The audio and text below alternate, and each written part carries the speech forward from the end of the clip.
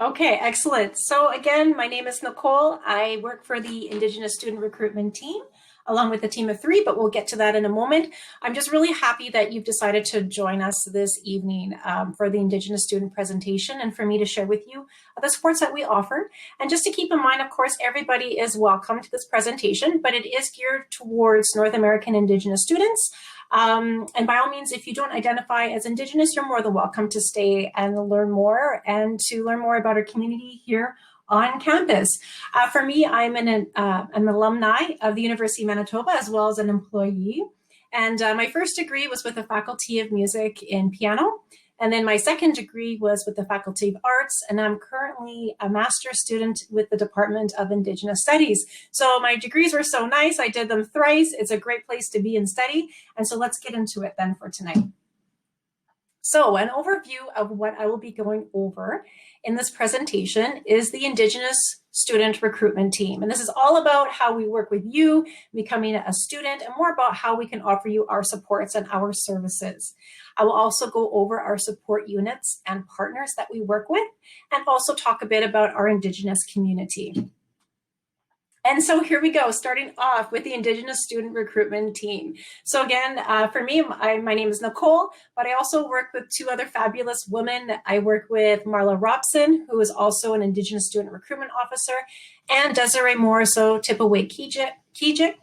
Kijik, who works as lead for the Indigenous student recruitment team. And you can see the three of us on the bottom right-hand side of your screen outside of the Indigenous Student Center on a beautiful late summer day when it was safe to gather before COVID. But rest assured, there will be a day soon again where we can all come together. I'm on the bottom left with long hair, so a little bit different than I probably look tonight. And then Marla is in the middle, and then Desiree is on the right-hand side. And so being in Indigenous student recruitment, what we do is we work with all incoming undergraduate Indigenous students and also mature learners. So this means you could be an Indigenous student who is currently in grade 12 or even a little bit younger, just trying to decide what is it you need to do. Maybe you're sorting out admission requirements. Maybe you're graduating this year and you're like, I want to apply to the U of M for fall 2021. Or maybe you're someone who took a gap year or several years off. Or maybe you're a student who maybe started a degree and decided to take some time off and come back. So we work, or maybe you're an adult student who has never attended a university before. So whatever the case, we work with all undergraduate Indigenous students.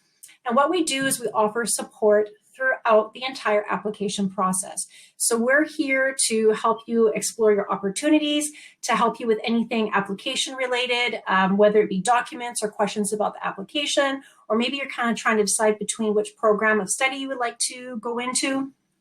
Or maybe you're just sort of exploring university for the first time. We can certainly assist with that. And also for students who maybe live in communities where it can be maybe a little more tricky to obtain documents at the end of the school year, we can certainly be advocates for that and work with your teachers, counselors, and community for those things. So by all means, we're here to support and make sure you have a really good experience so that you're ready to go in fall time, easy peasy, lemon squeezy, good to go.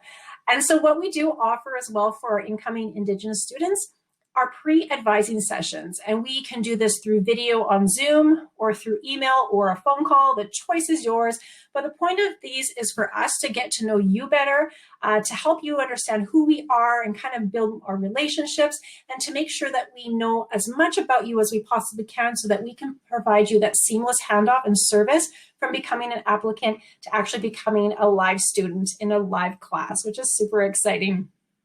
And what we also do ensure is that we want to connect students to the right supports and services that they may require, and of course work with other Indigenous campus community to make sure that you're connected in any way that you need help with. We work collaboratively with Indigenous campus partners, which I'll show you in a few slides over. And then we can also help to identify funding options. So whether you're an Inuit student working with bands, First Nations student working with band funding, or a Métis student working with the Post-Secondary Education Plan Fund, we can certainly point you in the right direction for those resources. Now, here's an example of the fall 2021 application timeline. And this is essentially for folks who are thinking about applying for the fall 2021 year, and of course, going through that application cycle. But again, this can look different depending if you're applying to a later term or sometime down the road, but this gives you an idea of the times that we can assist you throughout this cycle. So of course, the March 1st is the application deadline for direct entry programs. So we really highly encourage you to apply by that March 1st deadline. And then University 1, the deadline is not until August the 1st. However, we really do encourage students to apply as soon as they can, and even by March 1st, ideally.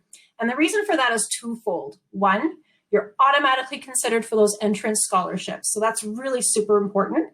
And two, it just ensures that you have enough time and enough space to go through the application cycle for us to get all the documentation we may need from you. And then if there's any issues or hiccups down the road, it gives us that time and the space so that you're able to register for courses on time, which they do begin in July, and make sure that you're prepped throughout the summer to make sure that you're ready to go come fall time. So of course you can apply later if that's just your situation, that's no problem. But of course, the sooner that you can, the better it will be for sure. And so in May to June, official offers of admission are issued. And this is also for grade 12 students who were basing admission off of for the first semester final grades and second semester midterm. And then in June comes and acceptance offers of admission are issued out. And then July, that's when the final official grade deadline is. And that way we can make sure you're good to go. You've got that offer of admission, you've accepted your offer, and now you can register for classes and we can show you some additional supports throughout the summer. So before I touch on support units and partners, I would just sort of like to explain why you would want to consider one of our support units or our partner programs. So we do have program-specific support units. So again, very program-specific, and I will go over those details in a moment. But what these programs do is they connect you with other Indigenous students, staff, and faculty, and really help you to build your community and support you in your studies. And this is also relative to your physical well-being, your spiritual, your mental, and emotional well-being. So it's not just about focusing and just being a student, study, study, study. It really encompasses everything about us, and we want to make sure that you're being supported in all these important ways. It's also to help ease them transition into post-secondary education, which is huge no matter who you are. So whether you're a student coming in right fresh from grade 12 or you're a mature student, I didn't go into university until I was 32, I know, but you know what? It's a big deal no matter what age, because I remember I was like so terrified, right? So we really want to make sure that we ease the transition for you into your first year of university. And again, this is the time now. So come visit us at the Indigenous Community booth. So if you need information about any of these partner programs I'm going to share with you in the next couple of slides, please come and visit us. We'll make sure we connect you to the right folks, the right people to talk to, and get you on your way. Okay, so here we go. I'm going to introduce to you 3 of the 6 support units and partners that we work with. And these 3 right now are Access Program, PINE, which is Pathways to Indigenous Nursing Education, and then finally NGAP, which is known as the Engineering Access Program. All of these 3 support units do require separate applications. So you need to apply to a University of Manitoba program and to one of these support units by May 1st. Okay? And they also involve interviews to make sure that you're a right fit for the program and in the right space, and also some orientation as well. So first of all, I'll go over the Access Program. Now, what makes the Access Program slightly more unique is that it's available to Indigenous students, or any student really, who is in any area of study. So it doesn't matter whether you want to go into maybe medicine, or if you're considering arts or science or whatever, any student in any program can apply to the Access Program as long as they are under 24 credit hours of study. And what the Access Program does is offer additional supports throughout your first year of university and potentially beyond. And that includes having a smaller class size in certain classes that are taught by Access advisors. It includes 4 hours of free tutoring a week, a common first year's program, regular check-ins with an academic advisor, and it's intended for those students who have social, economic, or geographic barriers to education, and preference is given to Indigenous students, and particularly students in northern area regions. Again, an application is necessary followed by the interview process because there are less spots than applications received. And then they make sure that it's the right fit for the students that are applying and then select them from there. So again, we highly encourage you to apply. And again, all these applications are free, so you don't have to worry about any associated fees or costs with that. Then secondly, we have the PINE, which is the Pathways to Indigenous Nursing Education. And this is intended for Indigenous students wanting to pursue a degree in nursing. And what they will do is support you throughout your first year as you're gaining your prerequisite studies in order to apply into nursing. So nursing, if you didn't know, is an advanced entry program. So what is required is you need to have 1 year of university study with specific courses, and then you apply into the nursing program. So PINE will support you throughout that first year with tutoring, with support, with cultural support as you pursue applying into nursing. And then while you're in the nursing program, they will continue to support you as well. And then lastly, on this page, we have the Engineering Access Program, also known as NGAP. So if you're an Indigenous student wanting to pursue study and a career in engineering, this is the one for you for sure. Do apply to it. They can assist with upgrading and all the things that you need to be a successful student in engineering, including that pre-calculus math and those harder science courses. So again, tutoring and support to make sure that you're thriving during your degree program. And now it takes me to the other three. So these ones are also support programs that we do offer for our Indigenous students. The difference is that the applications for these ones are on a rolling basis. So you can join essentially anytime during your studies, but we recommend doing it before. So the first one I'd like to bring to your attention is the Indigenous Business Education Partnership Program. So that's known as IBEP. So if you're an Indigenous student wanting to pursue the area of business, this is the one for you for sure. It'll help support you as you go through the Asper School of Business, or maybe you're in University 1 with the aspirations of getting into business. They can certainly support you through this program. My colleague Riley Prue, he runs this program along with Peter Pomart, and they do a great job in making sure that our Indigenous business students are well connected, that they're networking, which is really important in the business world, and also giving our students some cultural and extra supports along the way too. And then we have the Qualico Bridge to Success. And this program is run by our colleague, Carla Lowen, out of the Indigenous Student Center. This is another great first-year program for any Indigenous students starting their university journey. And again, you can be a part of any faculty in any area of study to be part of the Qualico Bridge to Success. I highly recommend you sign up for it. It's free. And again, it's offering you those social and physical supports throughout your first year of university. So again, it's really hard being a university student, and you're trying to find your community and find how you belong and where maybe you fit in or what you feel comfortable with. And this is a great program to do it. So Carla offers social supports throughout here. They have study nights, they have tutoring sessions, they have all kinds of things set up throughout the year, even in virtual times of COVID, to help support our first year students and make them feel connected in a sense of belonging within community, in university, in their studies. So again, highly encourage you to apply. They have great orientation at the beginning of the year. You also take a Common Arts 1110 first year introductory course that's set aside for Qualico Bridge to Success students. So you know who's going to be in your classroom, and you can rely on each other for study tips and just overall moral support. Another advantage of the Qualico Bridge to Success is that Carla runs a Nichiwakan peer mentorship program in conjunction with this. So what that means is it's a mentorship program for Indigenous students. And what she does is pairs upper year students with beginner first year students, matches you up together based on what you're studying and your interests.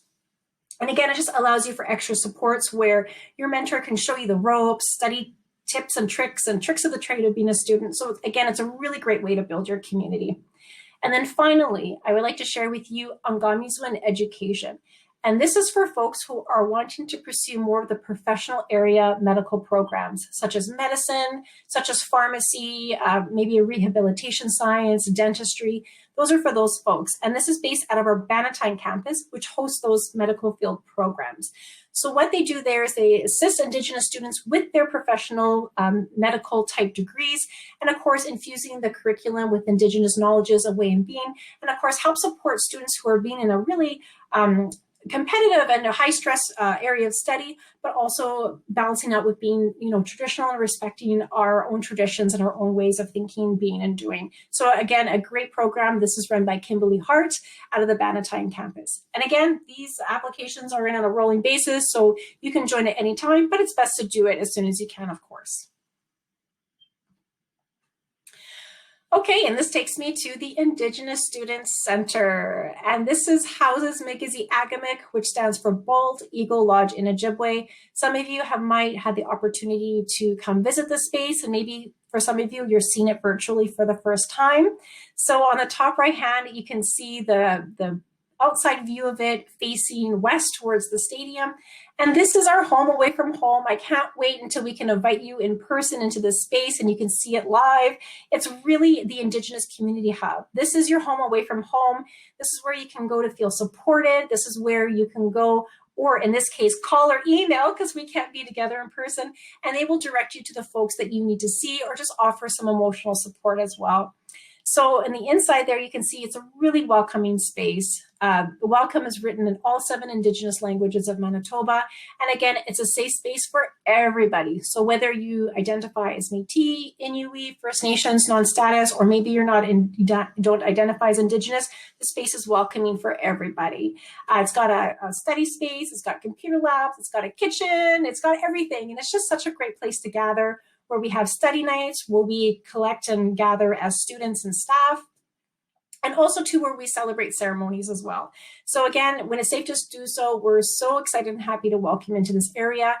We also have student advisors that work out of the Migizi Agamic to provide student advising supports in your programs. So again, a really great place. We'll make sure we connect you to the staff once you become a student and once you've applied.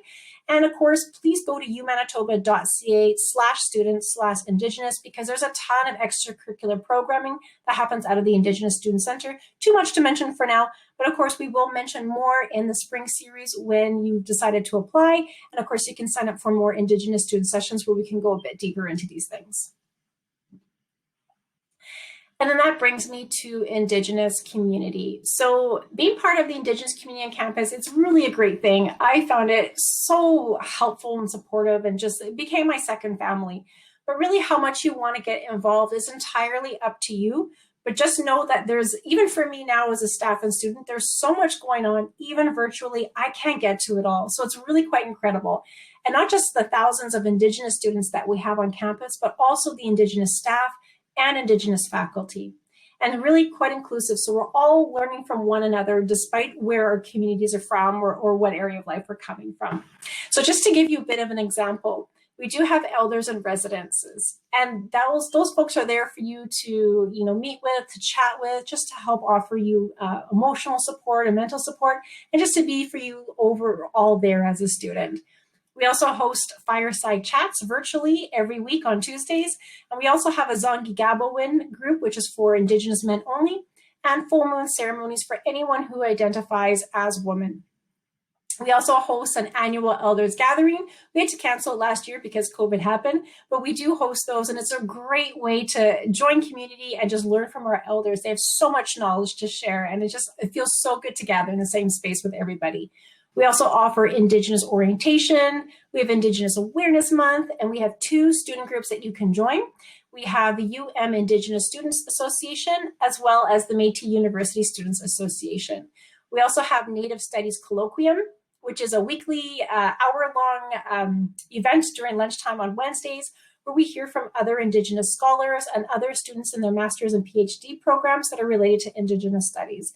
And the cool thing about that is you get to meet all kinds of different people and learn about really super cool things that people are doing and studying that you didn't even know existed. It's so inspiring, and it's just a really great way to just hear about all the really great things that are happening around our city, our province, and our nation. And then finally, we have the graduation powwow. So this is our way of celebrating you once you've completed your degree and all the blood, sweat, and tears that it took to get that degree. It's a lot of hard work. We know this.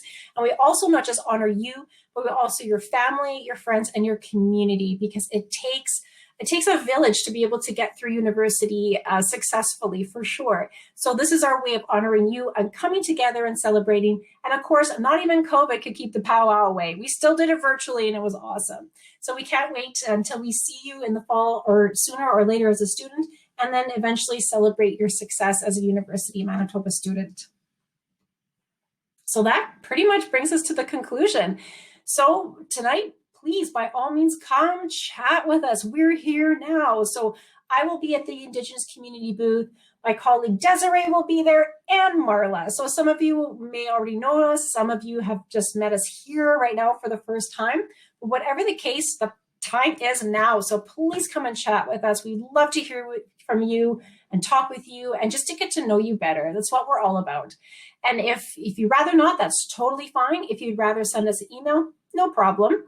Just simply email us at indigenous_recruitment@umanitoba.ca. No problem at all. And if you want to set up one of those pre-advising sessions, by all means, get in touch with us and email us, and we'd be happy to assist you. And again, if you want to sort of check more things out on the website, and if you haven't done it at the booth, you can simply go to umanitoba.ca/indigenous. So again, miigwech, kinanaskomatin, merci. I'm so happy that you've decided to join me for tonight. Again, my name is Nicole. Please contact myself, Desiree, or Marla. We're more than happy to assist you. And I wish you all the success on your journey wherever it takes you. And please take care of yourself. We'll see you again. Bye-bye.